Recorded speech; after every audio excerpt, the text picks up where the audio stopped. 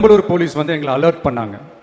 சரிங்க, கூட்டம் கொஞ்சம் ஜாஸ்தியாக இருக்குது, லேட் ஆகிடுச்சு, வராதிங்க அப்படின்ட்டு. So we had no choice. Police சொன்னால் நம்ம அதை ஒபே பண்ணி தானே ஆகணும்.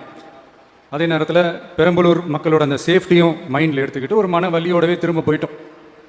அதுக்கப்புறம் பெரம்பலூர் தொகுதி மக்களுக்கு மன்னிப்பும் கேட்டோம். அதே மாதிரி நாமக்கல் அந்த மீட்டிங் முடிச்சுட்டு கரூர் வரும்போது அந்த கரூர் போலீஸ் எங்களை அலர்ட் பண்ணியிருக்கலாம்ல.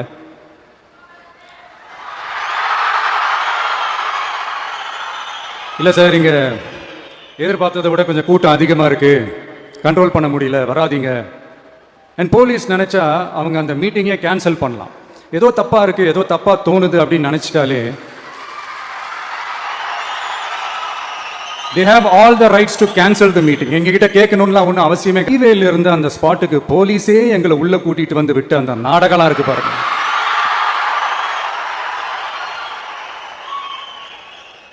நம்பிட்டேங்க, முழுசாக நம்பிட்டேன். அன்னைக்கு இருந்த அந்த கரூர் போலீஸ் பேசும்போது தேங்க்ஸ்லாம் சொன்னேன் அவங்களுக்கு. எனக்கு தெரியாது இப்படி ஒரு நாடகம். இதுக்கெல்லாம் யார் காரணம்?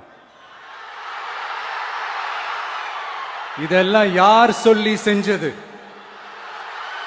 இப்படி பண்ணுங்க, அப்படி பண்ணுங்க, சப்போஸ் அப்படி நடந்தா இப்படி பண்ணுங்க, சப்போஸ் இப்படி நடந்தா இந்த மாதிரி இன்ஸ்ட்ரக்ஷன்ஸ்லாம் கொடுத்து அந்த பிரஷர் போடுறது. வாய் கூசாம சட்டசபையில ஸ்டாலின் சார் நம்ம மேல திருப்பி விட்டு அங்க ஒரு அரசியல் செய்யறாரு. அதுக்கு என்ன அர்த்தம்? நமக்காக வந்திருக்கிற மக்களை காக்க வைக்கிறதுக்கு நாம் ஒன்னும் ஆதாயம் தேடுற அரசியல்வாதி எல்லாம் கிடையாது.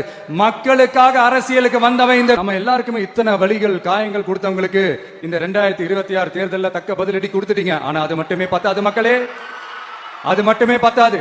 காலத்துக்கும் எழுந்திருக்கவே முடியாத அளவுக்கு நிரந்தரமான ஒரு பதிலடியை நீங்க கொடுத்துக்கிட்டு இப்படி எல்லாம் பண்ணா நான் மக்களை விட்டு ஓடிடுவேன் நினைப்பா? யார் என்ன ஓடினாலும் நான் மக்களை விட்டு எல்லாம் ஓட மாட்டேன். அன்னைக்கும் சொன்னேன், இன்னைக்கும் சொல்றேன், நாளைக்கும் சொல்றேன், தில்லா சொல்லுவேன், கெத்தா சொல்லுவேன். பணமா ஜனமா அப்படின்னு கேட்டா என் ஜனம் தான் எனக்கு